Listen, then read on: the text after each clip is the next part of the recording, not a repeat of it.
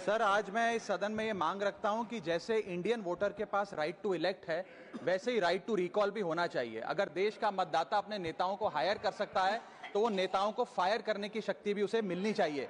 Sir, right to recall is a mechanism that empowers the voters to de-elect a neta representative before the tenure ends if he fails to discharge his और her duty. Sir, हम MP MLA चुनते हैं, उसके बाद अगर वो काम ना करे, अपने वादे भूल जाए, जनता से दूर हो जाए, तो 5 साल तक इंतजार करने के अलावा जनता के पास कोई ताकत नहीं है।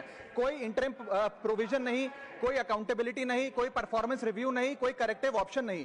चुनाव से पहले नेता जनता के पीछे और चुनाव के बाद जनता नेता के पीछे। और सर, 5 साल is too long a period in this day and age. अगर एक गलत फैसला गलत नेता को चुनने का लिया तो लाखों लोगों का भविष्य अंधकार में जाता है और पूरा क्षेत्र पीछे जाता है। Sir, we can trust our voters to elect. हमें अपने मतदाता पे विश्वास करना चाहिए कि वो अपनी गलती बदल भी सके राइट टू रिकॉल की ताकत से। Sir, let me clarify that right to recall is not a weapon against politicians. It is an insurance policy for democracy. और भारत के संविधान में जब आप राष्ट्रपति को इंपीच कर सकते हैं टेन्योर के दौरान, उपराष्ट्रपति को हटाने का प्रावधान है, जजों को इंपीच करने के लिए प्रोसेस लेट डाउन है, यहां तक कि रूलिंग गवर्नमेंट के खिलाफ नो कॉन्फिडेंस मोशन लाकर आप सरकार बर्खास्त कर सकते हैं। तो एमपी एमएलए अगर आपका नॉन परफॉर्मिंग है तो उसको हटाने के लिए क्यों नहीं राइट टू रिकॉल मतदाता को देना चाहिए। दुनिया की 24 से ज्यादा डेमोक्रेसीज में राइट टू रिकॉल का मैकेनिज्म लागू है, जिसमें यूएस, कनाडा, स्विट्जरलैंड जैसे देश है। मैं आपको उदाहरण देता हूं सर, कैलिफोर्निया में गवर्नर क्रिस डेविस नाम के नेता 2002 में चुने गए। उनके कार्यकाल में मैसिव पावर कट हुए, एनर्जी क्राइसिस हुआ, बजट की मिसमैनेजमेंट और गन शूटिंग की वारदातें हुई। उसके चलते 1.3 मिलियन कंस्टिट्यूएंट्स ने एक पिटीशन साइन करके दी कि इन्हें रिकॉल किया जाए।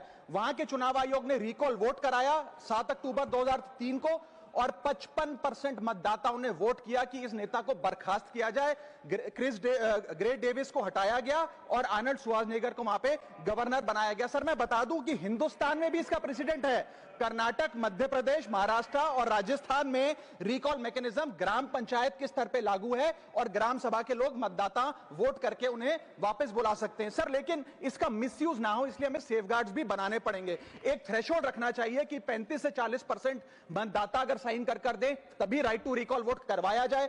नेता को 18 महीने के लिए परफॉर्मेंस पीरियड देना चाहिए, कूलिंग ऑफ पीरियड, जिसमें उसे ना हटाया जाए। स्पेसिफिक ग्राउंड्स फॉर रिमूवल होने चाहिए ताकि फ्रिवलेस ग्राउंड्स ना हो, और रिकॉल कम से कम 50% वोटों के बाद हो। ऐसा होगा तो पार्टियां भी ऐसे लोगों को टिकटें देंगी जो परफॉर्मर्स हो, ना कि नॉन परफॉर्मिंग एसेट, और भारत की डेमोक्रेसी मैच्योर होगी, सिटीजन एम्पावरमेंट बढ़ेगा, and recall will give the voter the power to fix that right now. Sir, जैसा कि आपने राघव चड्ढा जी को सुना, तो इनका ये कहना है दोस्तों कि जैसे मतदाताओं के पास नेता को चुनने का हक होता है, यानी मतदाता अपने अधिकार से जिस भी नेता को वोट देना चाहे वो दे सकता है, तो उसी प्रकार से राइट टू रिकॉल मतलब दोबारा अगर कोई नेता उनके हिसाब से गद्दी में नहीं है और उसको लगता है कि नहीं, ये जो वर्तमान में नेता है ये ठीक तरीके से काम नहीं कर रहा है और वो नेता जो था वो सही था, तो उसको वो दोबारा राइट टू रिकॉल का अधिकार उनके पास लाया जाए और जो भी वर्तमान में नेता है उसको गद्दी से या पद से हटाने जाने का अधिकार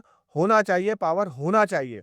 अगर ऐसा कुछ इस देश में दोस्तों लागू हो जाता है, तो जो सरकारें हैं, वो जो अपनी मनमानी करती हैं, उन पर बहुत बड़ा अंकुश लग जाएगा।